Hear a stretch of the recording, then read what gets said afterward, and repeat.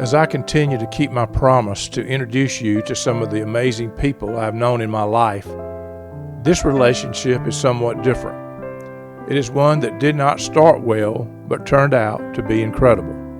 In fact, maybe it is a good idea to take a note of that. There may be people in your life now that are not on your favorite list, and you just need to be patient. Hopefully, you will enjoy listening in to another conversation between two guys who talk very differently, but besides that, are a lot alike. John Roefaro is a lifelong New Jersey man who has spent his entire career working in the funeral business in the boroughs of New York City, just a little bit different from the funeral business in Reynolds, Georgia. John's bride, Mary, has also spent a lifetime in the funeral business in New York City. Not only was this dynamic duo running funeral homes in New York City, but they managed to keep a marriage going for the last 37 years. There are 3 sons and 3 grandchildren. Jason, the middle son, followed his father's footsteps in the funeral business. John Roefaro has had an amazing career of 53 years with SCI. He will mention some of the roles he has played and some of the positions he has held. The list is large, and his influence on others throughout this country is even larger. One of particular interest you will hear is his association for many years with the Funeral Home of the Stars, Frank E. Campbell. John's current title is Managing Director of the Northeast, which includes responsibility for approximately 400 associates, including over 50 managers, and over $75 million in revenues. I have to tell you, John is accustomed to speaking in front of a bunch of funeral directors and others who work in the funeral business. I told him his audience here is much wider than that. I asked him to do his best to remember who his audience is here. Not surprisingly, his response made me laugh.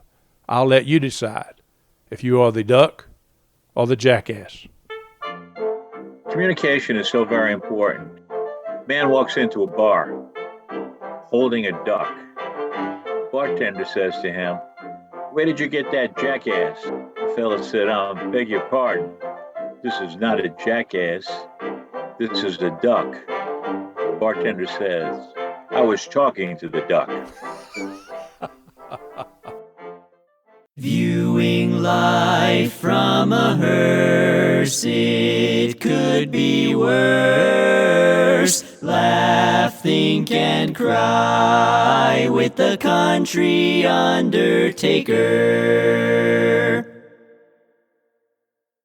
This is Bruce Goddard, and you're listening to the View from a Hearse podcast. I have with me my longtime friend from New York City, or maybe New Jersey, John Roefaro. John, I used to think that it was a long way from Reynolds, Georgia to New York City until I met you. I'll never forget the first time I had a conversation with you. I had just sold my funeral homes. I was brand new to this huge company called Service Corporation International. I had 2 little locations at the time, and I get this call from New York City from a guy by the name of Mr. Roefaro. And he talked different than me, or either I talked different than you. I think it was a little bit of both, but I'll never forget having that conversation. Do you remember that? That was in 1998, by the way. I certainly do. I was sitting in my office at Frankie Campbell when the call came through, and you were a little upset. I just kind of listened, and we had a certain initiative going on at the time. We had acquired the Marcellus Casket Company, and I was in revenue service, and Kevin Mack was the revenue service individual for the Eastern region. So he had notified me that the funeral home in Georgia sold a 710 but didn't want to replace it. Kevin's agenda was to sell as many Marcellus caskets as possible, and he was kind of upset that it wasn't going to be replaced. And I guess he went a couple of rounds with your location manager, and that led him going to you and you calling me. So I just listened, and I understood at the time you hadn't sold it in, I don't know, 10, 12, 15 years, whatever it was. and said you didn't want to invest in that kind of inventory and you were going to use a photo going forward. And that kind of made sense to me. And that was about the sum total of the conversation that I recall. Did I miss anything? No, I just remember, and I don't know if I called you or you called me. I know we were talking and Kevin was on the phone. But I remember thinking when I hung up, how in the world was somebody in New York City worried about whether I'm ordering this one casket? I remember thinking that. So I was probably not very nice to either of you. I mean, I was certainly not ugly, but I've always been one to be pretty plain, and I was plain that day. But so I felt kind of bad. I mean, you were very nice, but what happened several months later, about 2 or 3 months, I didn't even know what your position was. But I'm at this meeting in Houston, and you were one of the instructors there, Cluster College or AVP school or whatever. They're teaching us all the ins and outs of running multiple funeral homes and cemeteries, and I realized that you were head of revenue services for North America or whatever you were. I don't know what your job was, but it was way higher than mine. I remember that. And I thought, I better meet him. If I'm going to work for this company, I probably am not on his pallbearer list at this point. And I met you, and we immediately hit it off. You had one joke after another. I came back with a joke. We had a ball. We spent time at the break. We got to know each other, and what started a 24-year relationship, friendship, that you and I have had all these years. I'll never forget that time with you. I have always had much respect for you. I've seen what you did in this company, even though I was living in Georgia and ended up traveling all over everywhere. You and I have been in a lot of meetings together through the years, literally all over everywhere. Had some funny things happen. We both work hard, but we both have a sense of humor, and I think that's why we hit it off. So I want to introduce you to my listeners. Again, I've had a couple of these on before you, but here we are again with this South Georgia talking guy speaking to a bona fide New Yorker that's got a heck of a story that in this industry and has done well in this industry. So why don't you talk about where you grew up, where you came from? Tell us a little bit about your life. Sure. I born and raised in New Jersey, where I still live. And even though I was born and raised in New Jersey, I basically worked my entire career in New York, and mostly in New York City. When I became a funeral director, I went for the New York license, and jobs were more plentiful, and pay scale was better as well. So I focused on getting my New York license. That was back in '69 that I was licensed, and went to work for SCI at the time, Walter B. Cook, and that's kind of where my career in funeral service started. So how many locations did SCI have in New York City at that time? At that time, we might have had maybe 20 to 25. We kept making acquisitions of companies and so forth, and New York City itself, the 5 boroughs, probably got up to more than 40, 50 locations over the years, through acquisition.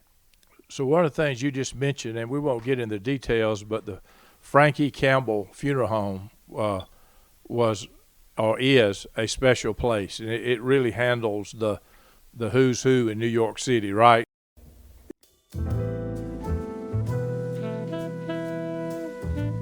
If you ask anyone walking down the streets of New York City to name a funeral home, the answer you will most likely hear is Frank E. Campbell. Located at Madison and 81st Street in Manhattan, it is known as the Funeral Home of the Stars. Frank E. Campbell, its founder, was an innovator in the funeral business. He had the idea to offer the use of a funeral chapel instead of services held in a home. He was one of the first to advertise in this industry, and also was one of the first to use cars instead of horse-drawn carriages. He first drew international attention in 1926 when he handled the funeral services of 31-year-old Rudolph Valentino, who was one of the biggest stars in the world at the time. Campbell's reputation through the years is based on privacy and confidentiality. They are very serious about that. 100% of the time, they make sure those confidential wishes of the family are carried out. In 1969, when Judy Garland died, as many as 1,500 fans stood vigil outside Campbell's during a heat wave, with a line of cops keeping them from entering. At some point, though, 20,000 fans went past her glass-enclosed coffin to view her in repose. Mourners included McCall, then Mayor John Lindsay, Patricia Kennedy Lawford, and Garland's daughters, Liza Minnelli and Lorna Luff. The press, however, was barred, which was part of Campbell's appeal, the promise that secrets will be kept. When John Lennon died in 1980, and as the large crowd camped out at the funeral home, they used a decoy hearse. The press followed that hearse. 5 minutes later, another vehicle pulled up and took Lennon to the crematory. Those stories go on and on. The list of celebrities who have come through Frankie Campbell is endless. You can Google the funeral home and get a bigger list, but here are a few others I saw in Wikipedia. Jacqueline Kennedy Onassis, Joan Crawford, Heath Ledger, Tommy Dorsey, Walter Cronkite, Peter Jennings, Ed Sullivan, Mary Tyler Moore, Joan Rivers, Luther Vandross, Mae West, Fred Trump, that's Donald's father, and most recently, Ivana Trump. The list goes on and on. When John softly mentions his association with Frankie Campbell, the funeral chapel, it is no small thing. Yes, so during my tenure, I spent 15 years at Campbell's in dual capacity. One was what we called an area vice president. That would be in charge of operations. And the other was in a revenue service role where I did merchandising, marketing, training, things like that. So it was 15 years, and working at a funeral home like that, it was quite fascinating based on their clientele, the types of funerals, the types of merchandise. When I went there, the funeral arrangers said, John, we have clientele that would purchase cast bronze caskets, but we don't have any anymore. Do you think you could get some? They're not been manufactured since the early 70s. What kind of caskets were that you couldn't get? Cast bronze. Through the help of some of the distributors, casket companies, people I knew in the industry, we were able to find them on the secondary market. Wasn't a lot of demand for them in the country, very little. So people that own them were pretty happy to be able to sell them to us. These are caskets that were retailing for well over $100,000. My tenure there, we had 5 sold just based on people walking through the front door that wanted the very best that we had and were happy that we had that type of product. One of the things that's so much different, I think people would like to hear from other parts of the country, you got professional pallbearers, right? Right. Typically, when we go to a church, we're going to hire 6 pallbearers. These individuals could be off-duty personnel. They might be off-duty police, firemen, retired people, an assortment of different people that make themselves available to us. They'll call on a regular basis to see if they're needed, and that's kind of the way the pallbearer industry is in the city. Because that's for every funeral home. Everybody uses paid pallbearers. Yeah, the independents might use their own personnel if they have that. Maybe it's a mixed match of some personnel and some, hired pallbearers. Campbell's had a specialty group of pallbearers who were organized by an individual, actually a policeman in New York City, provided us with matched men in height so that when the casket was shouldered, it was always level, and it was kind of important that really looked perfect carrying casket, in and out of church. And they had the ability to do that. Not all pallbearers have the ability to shoulder a casket. It does require a little bit of training. In most parts of the country, they don't shoulder them. As you know, you just pick them up by the handle and walk with them. But in New York City especially, they've got white gloves. I got a call. I didn't see it, but in Miss Trump's funeral recently, somebody called and told me about the pallbearers and how they had it on the shoulders. And I said, that's the way they do it. They practice. They are professionals. They go step by step. It's like military. I mean, it's incredible. It's very impressive, right? I recall in New Jersey when my father passed away, it's not customary in Jersey for shouldering a casket or have people available that have the ability to do that. And I'll never forget, Peter D'Arienzo was there at church, and there were managers there as well from my AOR in New Jersey. And Peter kind of got them together. He had them shoulder my father's casket at a church. It was really, really a great feeling. It was something I didn't expect and something I'll never forget. It kind of just happened like that. It wasn't planned. It is very impressive. I remember being up for our mutual friend Steve Mack's funeral and blown away by the precision as they brought him up into the church and then out of the church. It was absolutely incredible. So let's go back. How in the world did you get in this business? Well, that is a great question. When I first got into funeral service, and whenever people ask me what made me want to come into the funeral profession, and I basically said curiosity. When I thought back about it, and my father in some way kind of provoked it. And I'll tell you a quick story. I was in high school. I was a sophomore. I was riding shotgun. My father was driving. And we stopped at a red light in front of the Roefaro funeral home. My father said to me, he said, John, I went to high school with Randy Reynolds, the owner of that funeral home. He said, did you ever think about becoming a funeral director? At the time, I just said, flat no. I never did, and it wasn't really something that I thought I would want to do at that time. But thinking back a few years later, after I had gone to college in the Midwest on a football scholarship, got homesick, and after the first semester, I came back from Missouri and thought about what was I going to do now.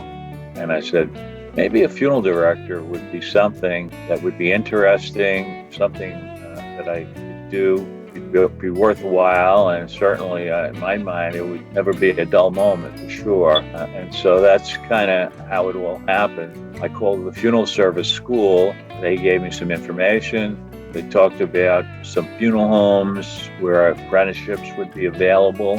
And basically that was it. I did my apprenticeship first just to find out if this is something I could do and wanted to do. After my apprenticeship, wasn't 100% sure that this was going to be a lifetime career, but felt I had invested the year in the apprenticeship, let me invest the year in the school and get my funeral director license and go from there. So that's what I did. I didn't know about you going on a football scholarship. Tell me about that. Yeah, I played football. I played football in high school. Say middle guard on our Emerson High School football team. That was a Union City High School team. We had a good team and learned a lot about playing football, and I really enjoyed football. So you got a scholarship and went to Missouri. Tarkio, Missouri. It was a fairly new school, and they needed athletes. And whenever I told people, what they said, what school are you going? Where are you going? I said, going to school in Tokyo. They'd always say, why would you go all the way to Japan to go to college? So you were out of your comfort zone going to Missouri from New Jersey, right? Oh, yeah. I was only 18 years old. I stayed the one semester, got my credits for the one semester, finished the football season. Talk about your wife and your family and all that, John. Well, I have 3 boys, 3 grandchildren. My wife was also a funeral director. She's retired 3 years now, having a great time playing grandma. But she also had a long tenure with SCI as well. I'm with SCI 53 years, and she started with SCI a year before I did. How many people you think out there have been with SCI for 53 years? There can't be many. Not too many. Time went fast. I had a great ride. I did a lot of different different things over the years, had a lot of different responsibilities, and enjoyed them all. And I think that's what kept me going and continuing to do more and more as the years went by. Yeah, you have definitely been all over. I know you've got stories of people you met out there and things that happened. I mean, I know people would like to hear some of that, some of the stuff you were doing. To say, I had a huge opportunity some years ago when a consultant joined us from an acquisition, and he had another year on his contract. And since he was in the East, in Mass, and I was in New York, New Jersey area, he was assigned to work with me. He was a Harvard grad, very smart man, and owned a casket company. His family did for years.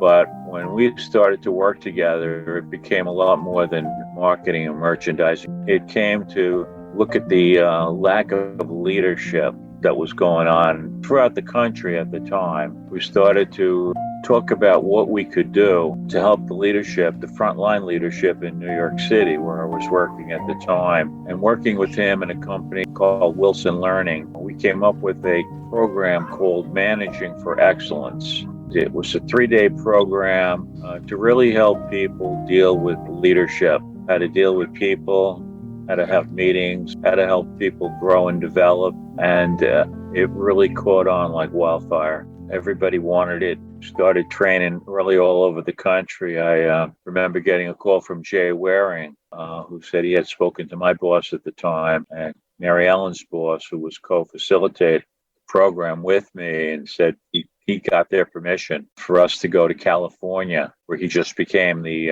regional president, and he wanted us to train, I think it was 60 individuals at the time, go out there every other week and train, and also train 2 people to bring the program all the way down in his organization. And it really caught on.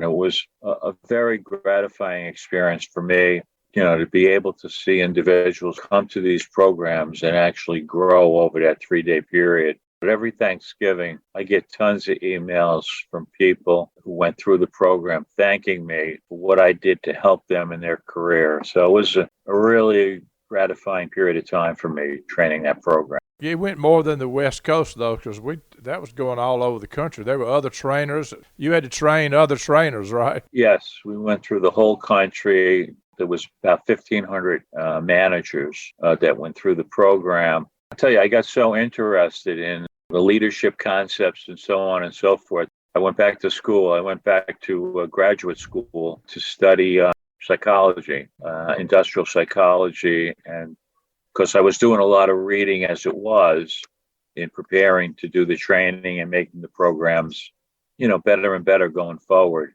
It was a good opportunity for me to grow and develop personally and professionally. Another program that I really enjoyed was the price shopper training.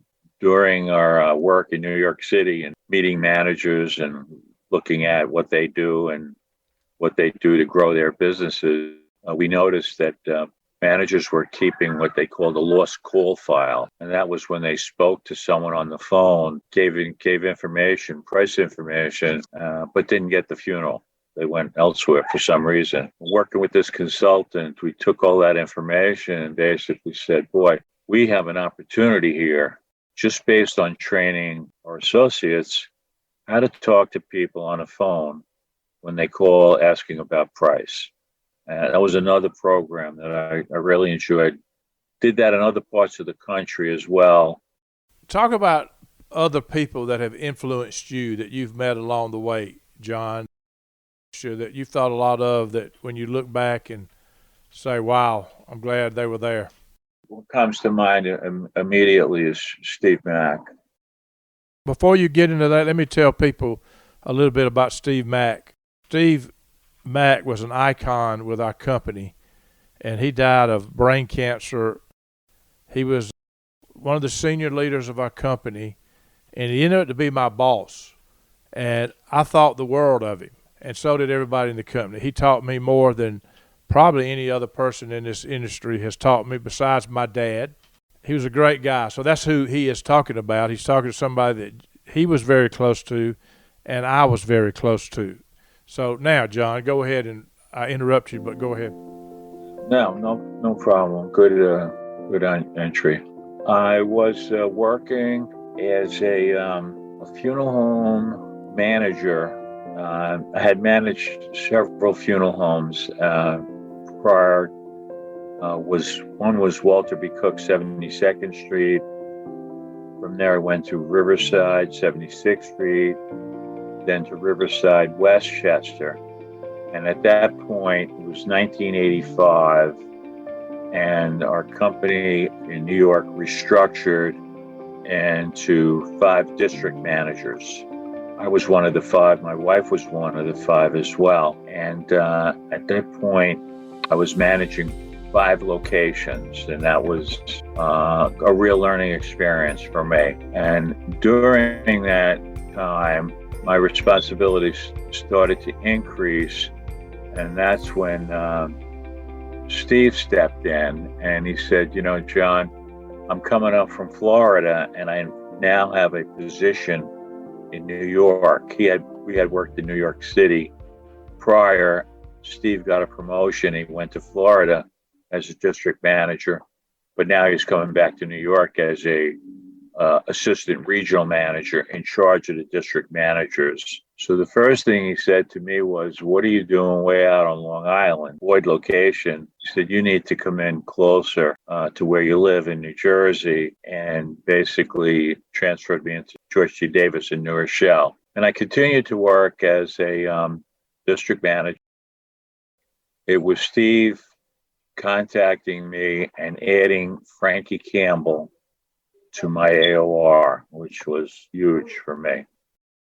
All of New England locations, there were only about 4 or 5 at the time. I proceeded in that role for several years, and Steve came to me and said, "John, our company is thinking about putting more focus on marketing, merchandising, and he says, I think this might be something you might be interested in." Things were going well. I wanted to do more. And I basically said, Steve, I really like what I'm doing now. I have a lot of things I haven't accomplished. I'd like to continue in this role. Several months later, he called me into a meeting with Jody Brandenburg, who was his boss, wanted to talk more about this revenue service position. So I knew before the day was over, I was going to have that job, but we did make a compromise. Jody said, "Listen," and Steve said, "We're going to keep you at Campbell's. You'll still be the AVP of Campbell's, but you'll take on this regional position of marketing and merchandising. You'll have the best of all worlds." And I said, "Sounds good." And that's kind of where things started to happen for me, where more and more opportunities came up, the marketing and merchandising, the training, and things like that, and leadership training, and so on and so forth. So that was kind of Steve steering me in a direction where he knew that the opportunity for me was getting into the marketing and merchandising. What kind of traits did you see in Steve Mack? Yeah, he was definitely a visionary, high emotional quotient, really cared about people, good teacher, patient man. We became very good friends over the years. You could always count on Steve for guidance. He'd let you go and do your thing. And, once in a while, he might have to sit down and talk. And I never forget one kind of a funny conversation was we were getting into employee morale and doing things to get people more involved and happy about what they're doing. And he called me in and we had a meeting, and I was involved in that program. And he said, "John," just a little bit of a reminder. He said, "Please remember, we're in business to make a profit. Now, if we can make a few people happy along the way, well, that's fine too." and we both laughed. Another one of his famous quotes to me was, "John," he said, "sometimes you win and sometimes you learn. This is a time that you learned." I remember going all over New York City with him, and he would, when you go out to eat, and especially if you had a group, I think he'd call ahead. He never paid for the bill for the meal at the table. He would call ahead, and we'd just get up and leave. The first time I did that, I said, "Nobody paid for the meal." You remember him doing that? he had a huge contact at Sparks, where if you had no contact, Yeah. I mean, you months in advance to do a reservation, and we could go there on a day's notice. And I've eaten there with him. There's a lot of Steve Mack stories out there. Boy, I remember when I got promoted on up and going to his meetings, and you'd be prepared. You didn't go in his meetings not prepared, and I learned everything about every location I had. You never knew what he was going to ask you, and it was like cramming for a final. I mean, you'd prepare before you go in there, and not that you just wanted to answer his questions. Not that he required you to do what I did, but what anybody did, I don't think, about knowing everything. But I didn't ever want him to ask me something I didn't know, and I'd be thoroughly prepared when I sat in there. That's for sure. Yeah, he knew the business, knew the numbers, he knew the people. So he loved his job. I know you got stories. I know you're a jokester too, so I know you got all kind of stories and jokes. And I've been doing some sensitivity training recently. Short story about a fella that was going on vacation, and he asked his neighbor to keep an eye on the house while he was away, and he'd call him periodically. He said, "Yeah, fine, no problem." So a few days went by, and he called. He says, "Hey, how's things going? How's the house?" He said, "Well, your house is fine." He said, but your cat died." He said, "My cat died? I'm on vacation. You tell me my cat died? I mean, don't you have any sensitivity skills? You ruined my whole vacation. I can't believe you would do this." He said, "Well, I thought you would want to know. I didn't know any other way to tell you. How would you have handled it?" He said, "Well, I have sensitivity training. I went to John Roefaro's sensitivity training school, and on the first time you called, I would have said, your cat's not eating. I'm a little concerned. And when you called again, I'd say, cat's on the roof, and I'm really worried about him. And then when you got home, I'd give you the bad news." He said, "Well, I would have never thought to do that." He said, "But it makes a lot of sense, and live and learn. So I'm very sorry I ruined your vacation." He said, "Well, what's done is done. Let's get past it." So a few days went by, and he called again. He says, "Hey, how's it going? How's the house?" He said, "Well, your house is fine." He said, "But your mother's on the roof." So, have you had some crazy things happen to you in this business in New York City, or things that went wrong, or things that you wish you could redo, or anything that jumps out at you? It was a funeral that pulled up to church, and typically the hearse driver pulls the pin out, goes in, kind of checks out what's going to go on, what's happening, what do they need to do.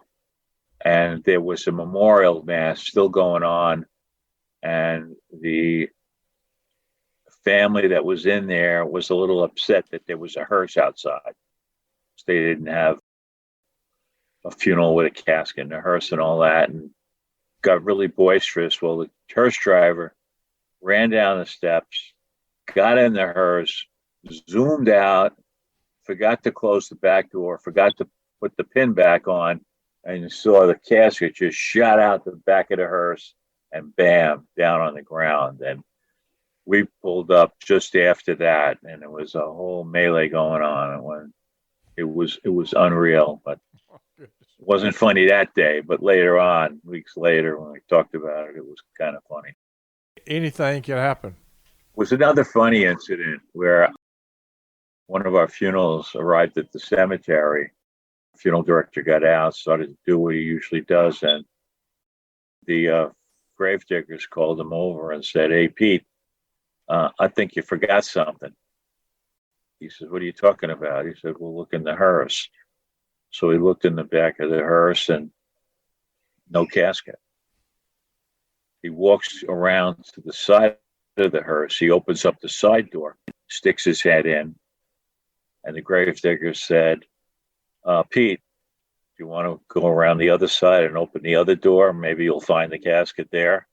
It wasn't funny at the time, but later on, when that story was told, it was kind of hilarious. But came out of a busy funeral home. He got in the wrong hearse, And that's what happened. But the funny part was that he looked in each of the side doors. Like it was going to be there.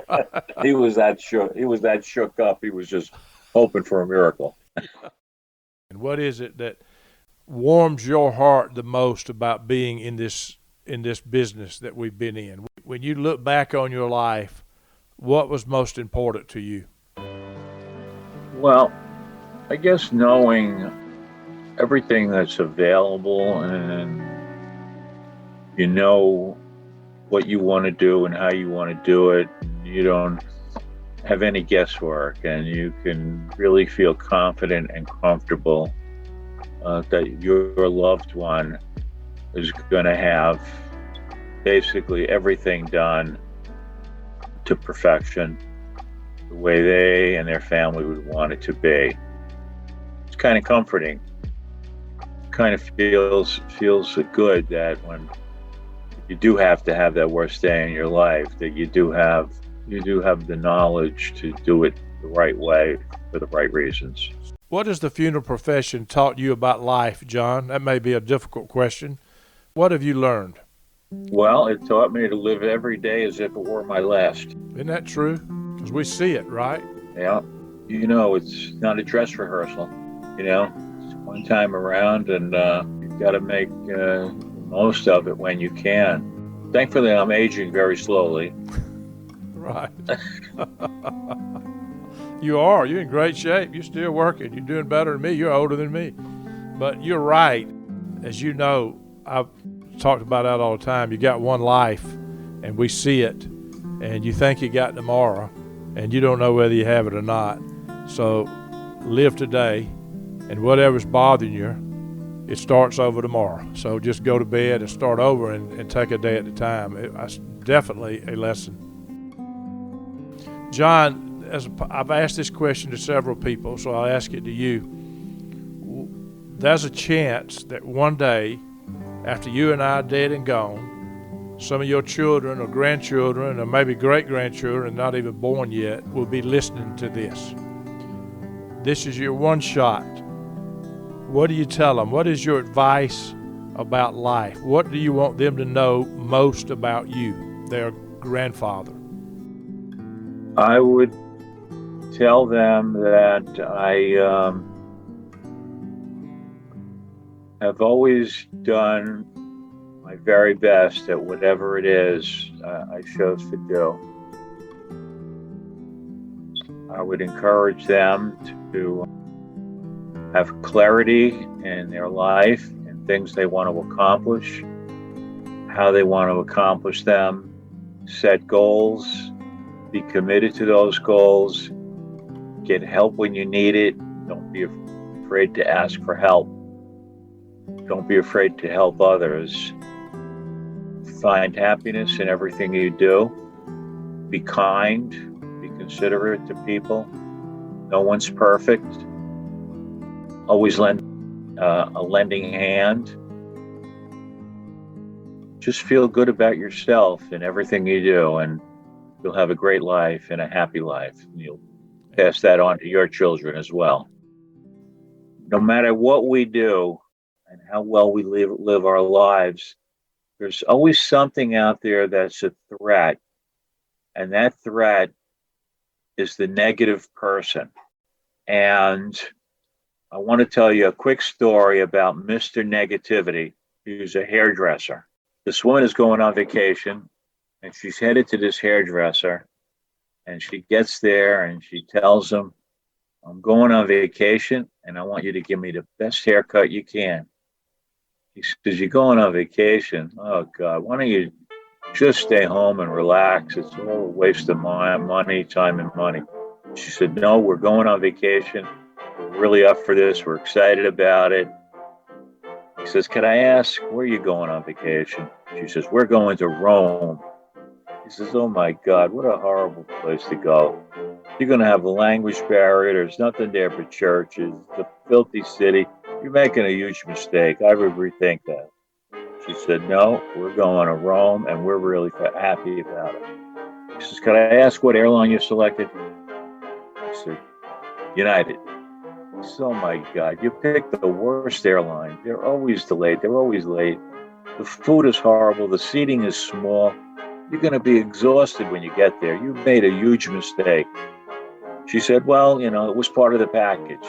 Aha, package deal. Figured that. Okay, what hotel did they include? She said, the Michelangelo, right around the corner from the Vatican. Oh my God, that place is horrible. The rooms are small. The food is bad. They hate Americans. It's August. They're going to shut the air conditioner off on you in the middle of the night. You're going to wake up in a sweat. She said, well, we'll have to make the best of it. She's starting to feel a little bit down now. So he gives her a haircut and getting ready to leave. And he said, I bet you think you're going to see the Pope when you're over there, huh? She said, we're kind of counting on it. We have actually an inside information to be able to meet with him. She says, yeah, sure. Don't hold your breath. So anyway, she's off and she's on her way. He brought her down a bit, but she's back 3 weeks later and she gets right in his face and she said, we had the best vacation of our lives. He said, you're kidding. She said, that's right. The airline overbooked. They kicked us up to first class, no extra charge. We were so comfortable, we didn't want the flight to end, and the food was great. She said, wow, you got lucky. Well, what about that dumpy hotel? She said, actually, they put a new wing on. They were overbooked. They kicked us up to a suite. We lived like kings and queens. It was great. He said, wow, you did get lucky. Did you get to see the Pope? She said, we did. Actually, we got to not only see the Pope, we got to speak to the Pope. He said, you spoke to the Pope? She said, that's right. Can I ask what he said to you? She said, well, when I knelt down to kiss his ring, he said, where did you get that crappy haircut? Viewing life from a hearse, it could be worse. Laugh, think, and cry with the country undertaker.